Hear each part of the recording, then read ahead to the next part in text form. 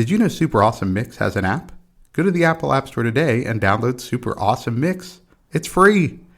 You could start creating and sending your own digital mixtapes in just a few clicks. Also, there's links to our Instagram account and a link where you can follow your favorite podcast. Speaking of which,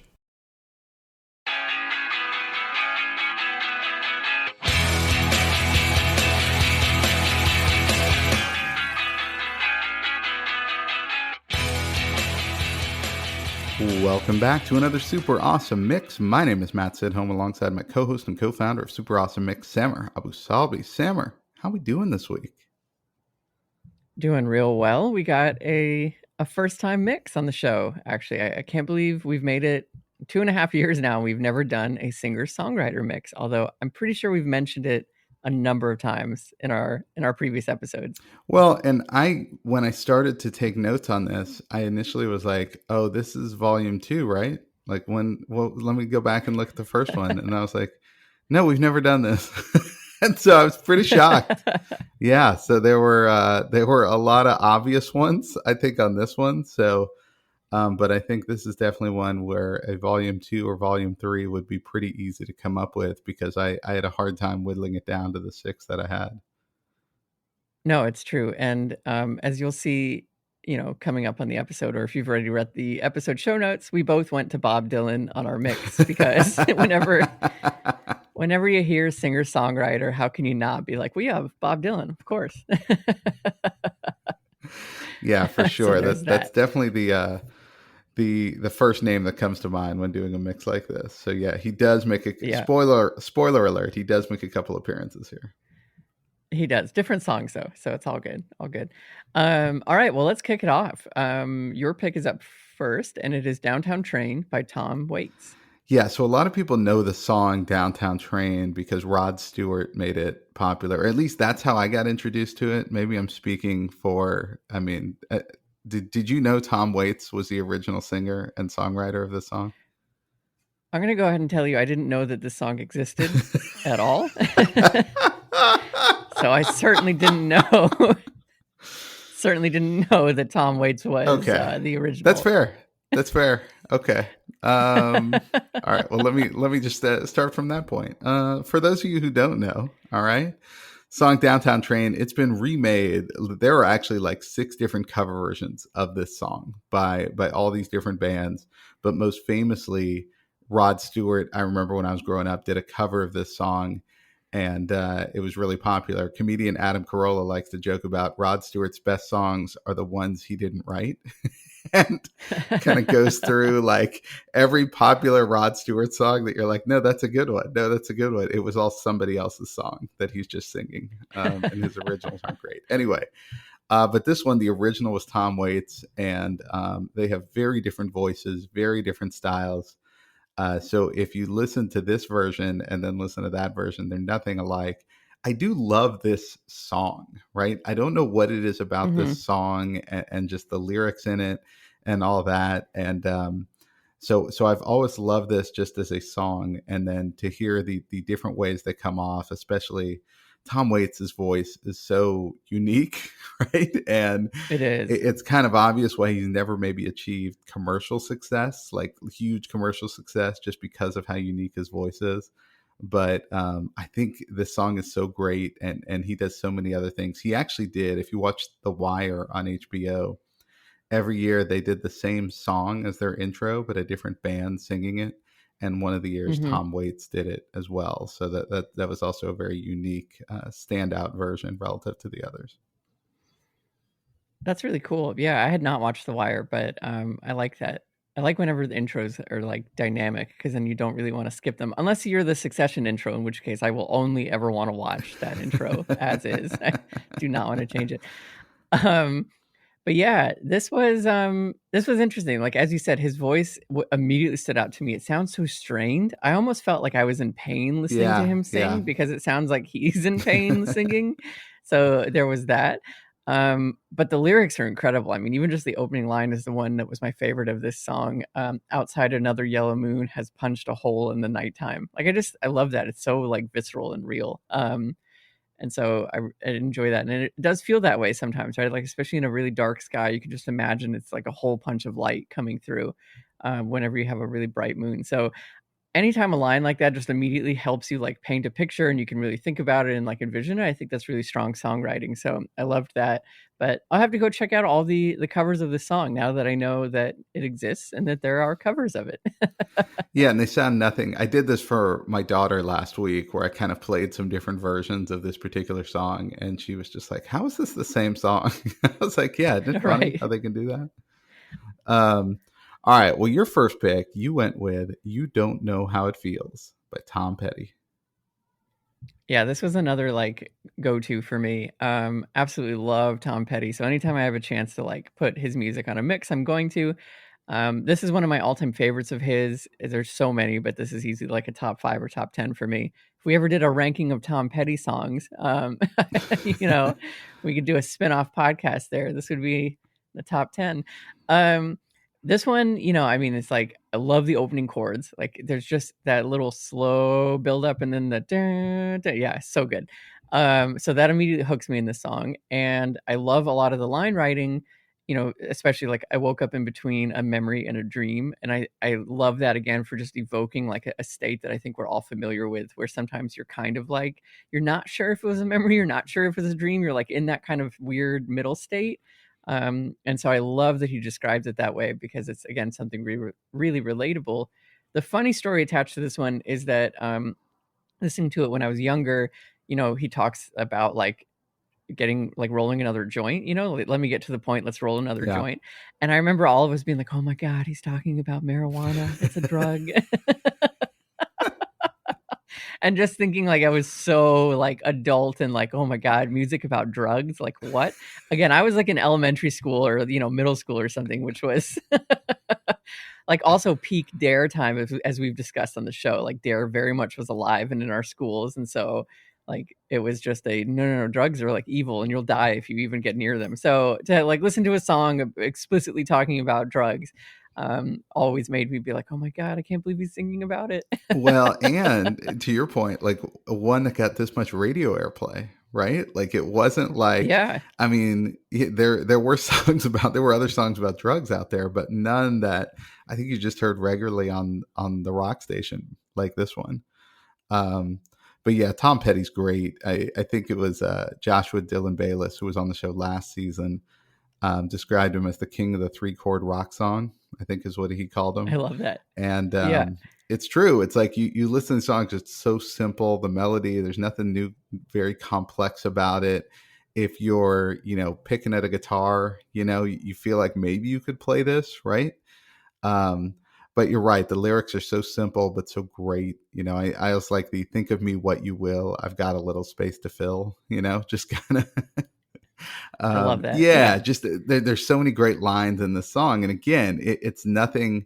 It's not this really complicated lyric heavy song as some of the ones we'll get to are, but I think it says so much just in the lyrics it has. Yeah, absolutely. There's real beauty in the simplicity, which is not easy to achieve. I can tell you that. All right. Track number 3, our first appearance by Mr. Bob Dylan, and you went with the song "Don't Think Twice, It's All Right." Yeah, so this one's clearly about a breakup, and just so many great lines. I mean, and that's the thing is Bob Dylan and his voice now is really, if you listen to his more recent work, he's really lost. Like his vocal strength just isn't there like it used to be. But Mhm. he can still write, and so if you just focus on the lyrics, like throughout all his work, you really see this stuff kind of stand out. Like that's what's all stood out for me. Um, but yeah, here it's near the end. He says, "So long, honey babe, where I'm bound, I can't tell. Goodbye's too good a word, so I'll just say fare thee well."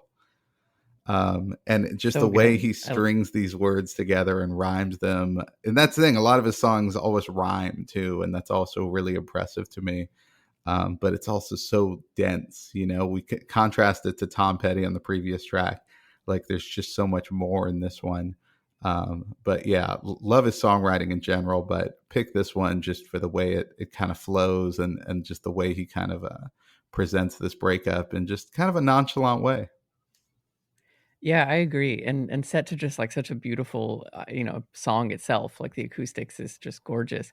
I like, whenever I read through the lyrics and then I read, like, someone's perspective is that he's writing this as if he's talking to himself, he said. So it's, like, almost like a speech you'd be telling yourself of, like, "Hey, don't think about it, it's alright," like, "Don't keep replaying it," again, in the context of a breakup, and so then I re-listened to it again from that point of view, and I thought, "Wow, yeah, this is, like, again, so powerful, so accessible," an experience I think we can all relate to in a breakup where you're just kind of replaying things and like you're just trying to tell yourself it's all right, like it's going to be all right.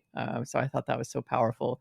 But easily one of my top favorite Dylan songs as well. I think they're all my favorites. Like they're just all so good, especially his early work. It would be really difficult to rank them. They just all be tied for first, probably. It is, yeah. When he's got such a massive songbook, like it's really hard to just nail down exactly what, the favorite one is. And in fact, yours later, I was like, oh, I should have picked that one. But anyway. All right, your next pick. It's not Bob Dylan yet. We've got I Feel the Earth Move by Carole King. Yes, oh my gosh, off the album Tapestry. So, Tapestry is, like, such a good album, and Carole King is someone that I don't normally listen to, but whenever I'm reminded of her music, I then just spend, like, a day consuming her music because it is so, so good. This song is no exception.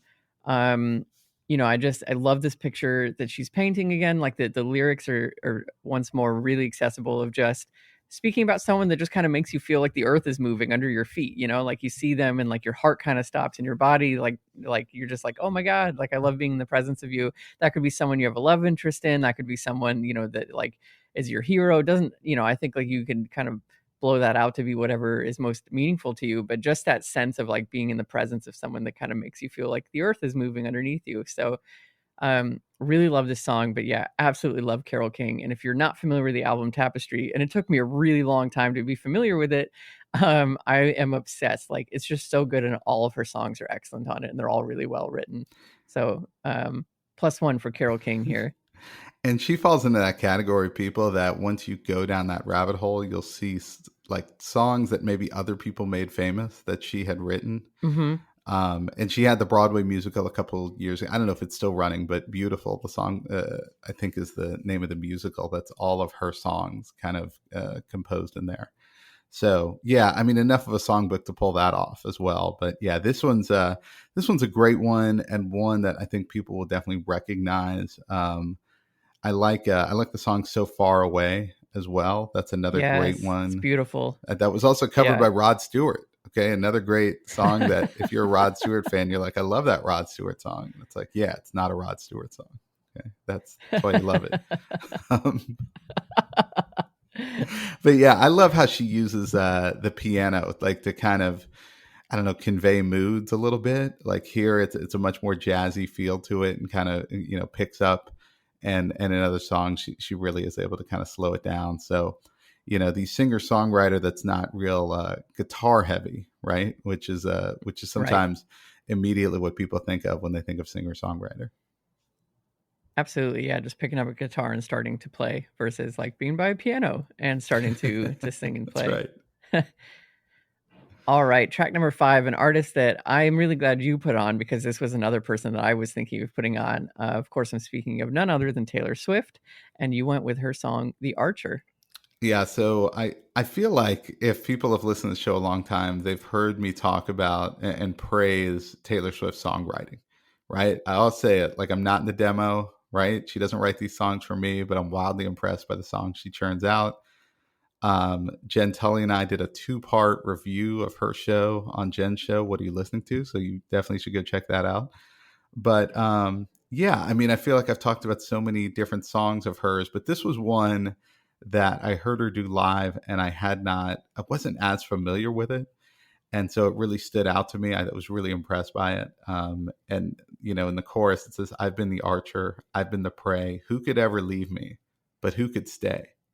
And that's kind of a running theme in her songs about how she can't kind of keep it together in a relationship. But I just love the honesty here that it's like, you never want to leave, but I'm going to make you miserable sort of thing. Right. But I do like in this one how it does kind of transform at the end where she's saying like, who could stay, and then she just starts saying, you could stay.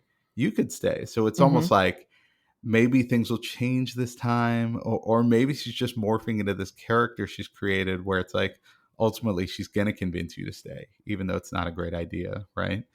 But Right. that's part of the amazing storytelling and the kind of the what she creates in her songs. So love this one, and this was kind of a new love for me, even though I know a lot of the Swifties out there probably have had this one in their mix for a while. Yeah, this one is definitely one that I don't, like, go to a lot, this song. I think I'd heard it maybe just once or twice before, but really loved it, and again, a good reminder like, keep listening to Taylor throughout my life, because similar to some of the other artists, I, like, listen to her a lot and then kinda don't, and then listen to her a lot and then kinda don't, so it's awesome. I think it's really unique to be a musician, especially, like, a singer-songwriter, in that, you like, how do people who wanna date you and know you and be your friend separate out, like, what you're singing about versus, like, who are you actually, like, and how much is there overlap? Like, how much is it just someone you're singing about and it could not be you at all?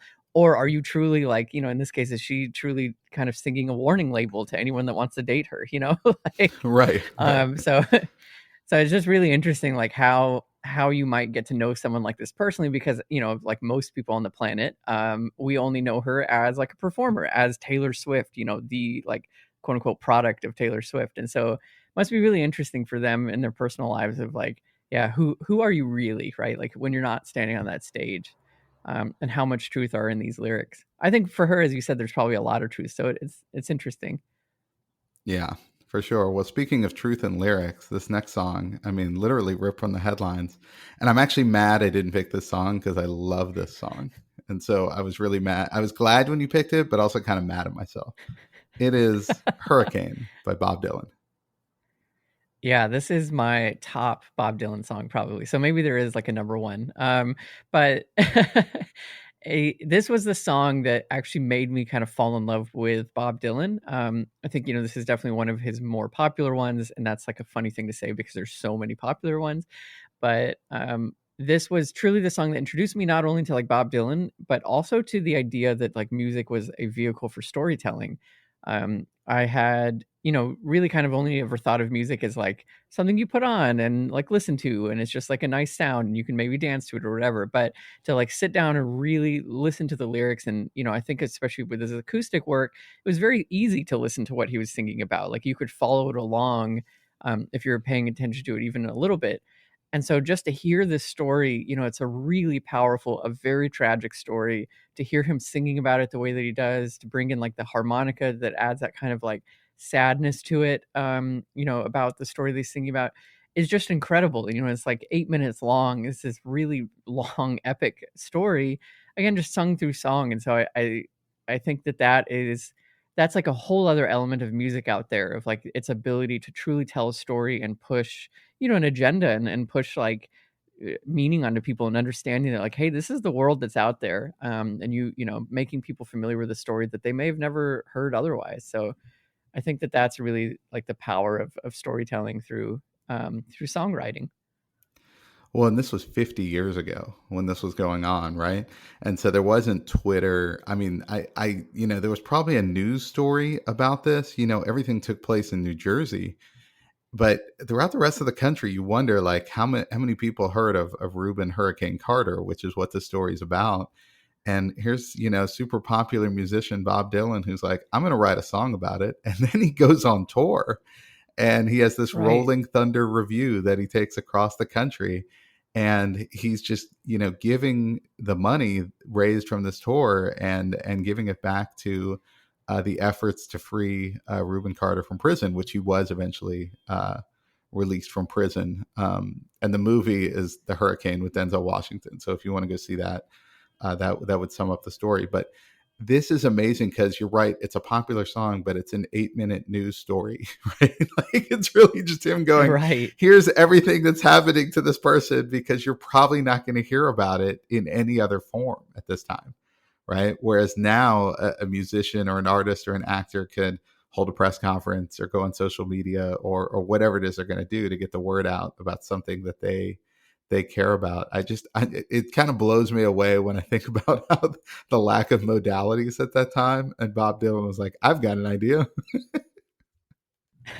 That's a really good point to put it in that context. Yeah, there's no like cell phone camera capturing any of this, right? This is just truly a story being told, and that's one of the ways that people got their Yeah, information. and he came I through love on that. his tour. He comes through like Texas, right? Like he goes to the Houston Astrodome, and I'm wondering like how many people in Houston at that point had heard about this story, right? Right, right. Probably not Yeah, many, right? Like he didn't have like the national news, at least in the same way. And would this even have been national news? I have no idea, but yeah. yeah, yeah. Nice. All right, track 7. Something in the Orange by Zach Bryan. So if you know Zach Bryan, you probably love Zach Bryan. Like that's what I have found is that people in my life, if I'm like, hey, have you heard Zach Bryan? They're either like never heard of him or they're like, I'm all in. And he's relatively new, but he's got such an interesting story. He was in the military and he would just like write songs and play songs for, his fellow officers, and finally they were like, look, you're like too good at this. And so he got an honorable discharge essentially to go out and like go be a musician. And so he's got this really kind of loyal following. Like everybody at his shows like know every song and all of this, but he's picking up new fans left and right. I put him on the mix a couple times last year, so I want to just highlight him here because just from a singer songwriter perspective, for being a younger guy, I just think he's incredible. And this song, is actually kind of on the quote unquote popular side for him, so I thought I'd put it out there. But I think once you get into it, you're just going to get more into it. But I'll just call out a lyric here. He says, I'm damned if I do and damned if I don't. Because if I say I miss you, I know that you won't. But I miss you in the mornings when I see the sun. Something in the orange tells me we're not done. And he said he was inspired by like the sun. And so he kind of highlights that here, this title, Something in the Orange. It's when, he's looking at, sunrise or sunset, and you see that little bit of orange. Like that's that was the memory that kind of evoked this songwriting. So I just think he's pretty incredible. And luckily he'll hopefully be with us for a long time. Yeah, it really is a powerful song. I love the lyrics. For me, the one that was my favorite is when he sings, "To you, I'm just a man. To me, you're all I am." And I just think that's really powerful because it's, from my point of view, it's like almost like the sense that I'm just me, but to someone else, or like to me you are me, right? And it's like hard to describe, but it's like you Yeah. you kind of feel that like someone completes you in a way, basically. But to you, you're just you. So anyway, I love that, and I love how eloquently he puts that in that one simple line versus me right now butchering trying to explain it, um which is why I'm not a songwriter. So yeah, this is a really good song, and I love that. I love the something in the orange, like calling the sun the orange. I thought also is like another really interesting way of thinking about that, and again highlighting it being either sunrise or sunset because that's kind of when the sun is most orange. So it's really cool. All right, track 8. You've got A Nervous Tick Motion of the Head to the Left by Andrew Bird. Yeah, what a great title. Just the title alone, you're going to be like, okay, yeah, the lyrics have got to be really interesting. And they are. I love Andrew Bird. I love this album. This is a mysterious production of Eggs. I think it's my favorite album of his, one that I listen to a whole lot.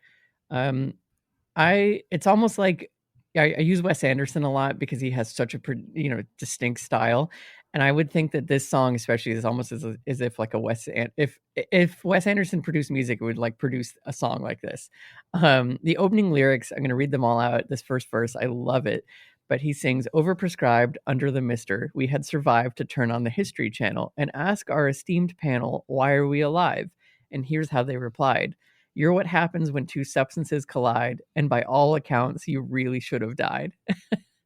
And I'm just like, wow, I love that so much. Like he's talking about basically like, the cosmos and how crazy it is that like you are just the product of two substances colliding, presumably talking about like a sperm and an egg coming together and produce you. And that really by all accounts and by all chances, when you look at like the statistics of like the chance and likelihood of people being born versus like being not born, it's kind of insane. Like you really are this miracle of numbers in a way, to get you to be here. So I think again, like he sums up the whole idea of like how crazy it is, for us to even be around in like a in the opening verse of this song. And then he goes on and tells a story which I think is speaking about someone who's dealing with drug addiction and all this kind of like issues. But yeah, I think a lot of his writing is just very clever and very well done, and his voice is awesome. So, wanted to highlight Andrew Bird here. And you've had him on mixes, I think, in the past a couple times. Yeah, He's I love the description of Wes Anderson, right? As a songwriter. I'm like, that's perfect, right? Like that lines up perfectly with kind of what I thought. But yeah, you called out the exact lines I called out, which is right from the beginning. I was like, wow, it's again, I just love the description of something ordinary because, like, imagine if you came home and started telling a story about a scientific panel, right? Like, the person you're talking to, their eyes would just glaze over. Like, no one wants to hear that. And yet, when he's describing the same thing here, I'm like, okay, I wonder what's going to happen next. Okay, keep going, keep talking. right. So it Yeah, speaks to kind of a great storyteller. But the two substances colliding, and by all accounts you should have died. Yeah, like, I do like it. It's a little grim, but it does put things in perspective that, like, statistically it's like we're all kind of long shots, right? yes, totally. The numbers are kind of against Yeah, us. Yeah. but he just puts that so well in like two lines, so I just think that's excellent. But yeah, great pick. And he's someone, because you've highlighted before, like I definitely am like always intrigued when I see his name come up, because I'm like, okay, this is going to be interesting. Yeah, it's definitely always is. All right, a name that we've had on the show just a whole lot, for track number 9, and it is "Chasing Wild Horses" by Bruce Hey, how Springsteen. about the boss? He's a singer songwriter. He He sure sure is. is. Okay. Yeah, and of course he's going to show up on this mix, right? I probably won't include him on volume 2 or 3, but had to include him on volume 1. And I highlighted a song from a more recent album called Western Stars that he didn't tour on. He actually just did like a concert movie for. And the concert movie is only like 70 minutes long. It's definitely worth checking out. But he plays the whole album with like an orchestra in this old barn that he owns in New Jersey, and it's amazing. And actually, I think this is I put the album version on this mix, but you'll grow to love probably the movie versions more if you watch that. But yeah, this whole album, it's really pretty cool what he talks about here, and the idea of chasing wild horses, I feel, has been done before. Like the Rolling Stones have a song about it, and I feel like songwriters have used this analogy in the past. But here, and the whole theme of the album is kind of about exploring kind of who you are, and discovering things about yourself. And he says you can only run from yourself for so long, and talks about how chasing wild horses, he equates it to kind of losing your temper or walking out in a relationship or all these other things. But it does go back to this idea of running from yourself. And I don't know, I just think it's a really well written song, but one that's kind of 50 years into his career. So I wanted to kind of highlight the fact that he's still kind of throwing fastballs even at this point. Yeah, I am incredibly impressed by like the number of words that guy has put out Yes. over his career. When you think about it that way, right? It's amazing. Um, and it was interesting to hear like a different type of Bruce too. We talk a lot about musicians who kind of have such a huge range over their career, and this one sounded a little different to me. It's almost like had almost like a country sound. Is like very different than kind of the more gravelly Bruce and like the electric and one that I've come to know through the show.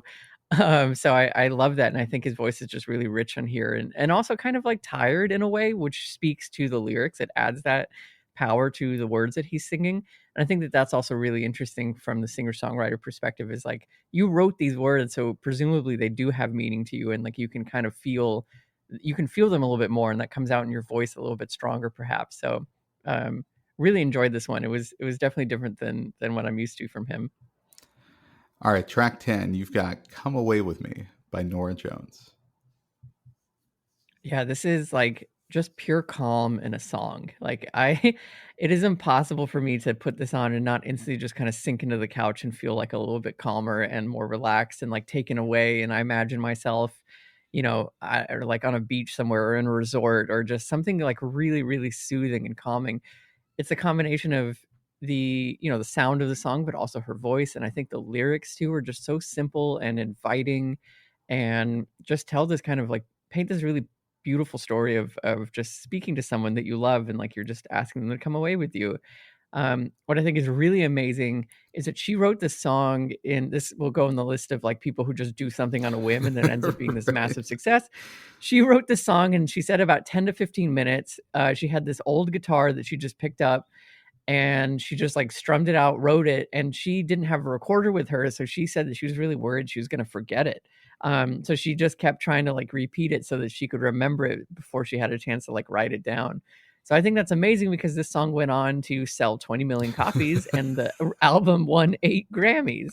So if you ever got 10 or 15 minutes, don't pick up your phone, write a hit song instead. Yeah. Yeah, somebody calculate the hourly rate she just turned out from that 10 to 15 minutes, right? Right. Pretty strong. Pretty strong Incredible. hourly rate. Yeah, Yeah. I'd say so.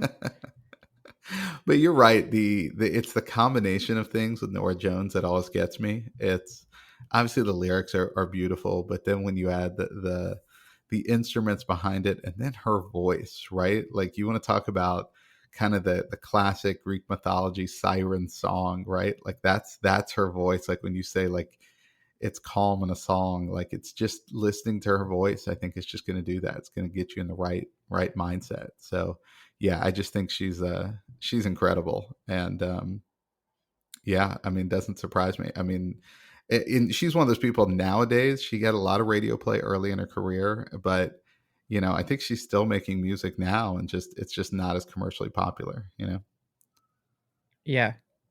Yeah. All right. Track number 11, Home Stretch, Political Science by Randy All Newman. right. So if you listen to any number of movie soundtracks, you know who Randy Newman is. Okay.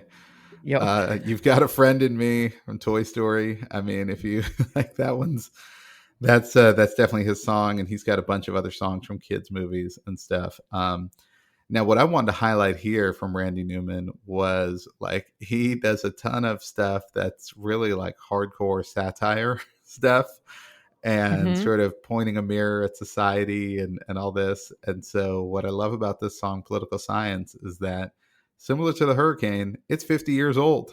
And if you listen to this, you'll just start laughing because it's like, wait, was this written last week? Or, Yes. That was my first yeah. note. So it's like I don't know if you want to take solace in that or if you want to just kind of feel worse about it that 50 years on, Right. we've still got the same kind of climate, and maybe it just wasn't as broadcast as much as it is now. But I just love how just brilliant this songwriting is, and a lot of his songwriting is. But it is, if you listen to it initially, it sounds very negative, and if you listen to it with the wrong mindset, if you don't know he's kind of joking, if you're not in on the joke, you might just wholly disagree. Like you might just listen to a song like this and be like, this person's crazy, right? Is a xenophobe or Hmm. something like that. But it's like, in fact, it's like, no, he's just joking. He just thinks the world's ridiculous. Yeah, exactly. Like if you take this at face value, this is like a horrific song because he's talking Right. about like blowing up Europe and Asia, and I love the line here, but we'll save Australia, don't want to hurt no kangaroos. We'll build an all-American amusement park there. They got surfing too. Like that line kills me. Like so again, if you just look at it at face value, it's like a horrific song talking about dropping nuclear bombs everywhere and then just building a park in Australia.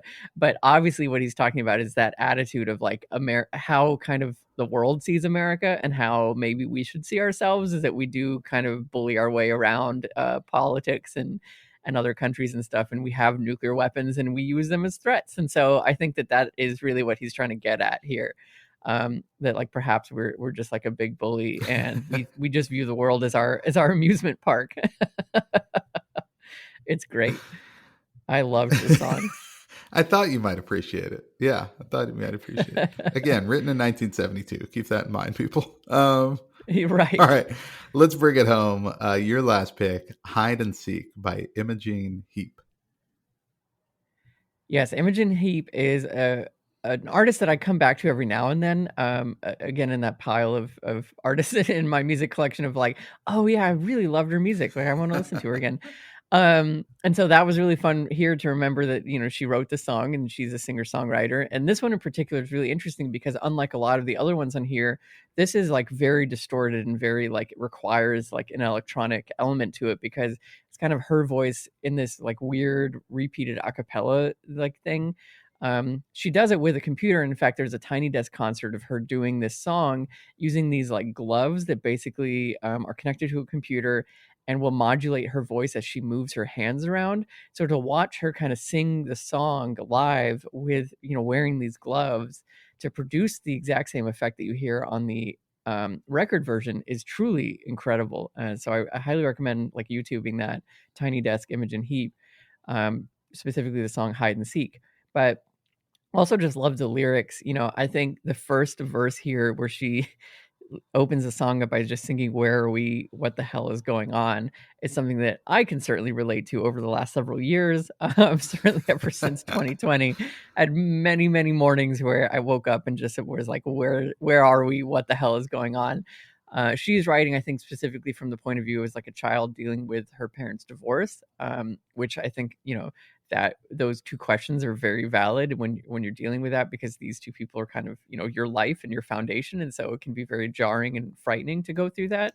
But I think I certainly applied my own meaning to it in the last several years whenever I would hear this song because I just again woke up and it's like my whole world had changed overnight, and so I was just trying to catch my breath and figure out where we are.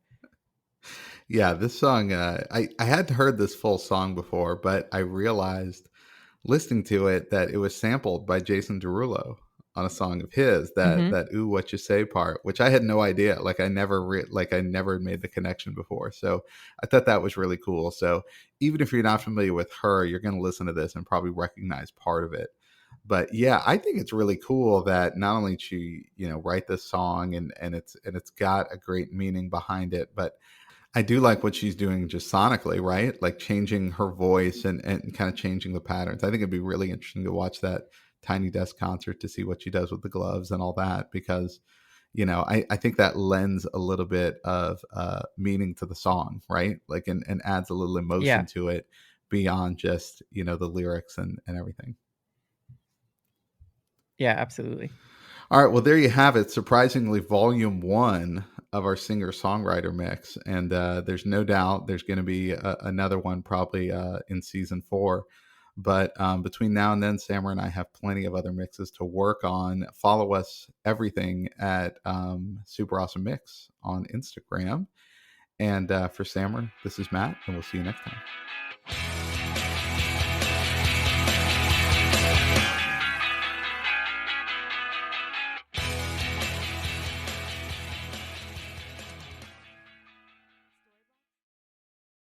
Super Awesome Mix is brought to you by DLM. Make shopping easy with DLM, the one-stop shop for all your casual clothing needs. Shop dlmsupplyco.com and enter the promo code AWESOME at checkout to save 15% off your first purchase. That's dlmsupplyco.com.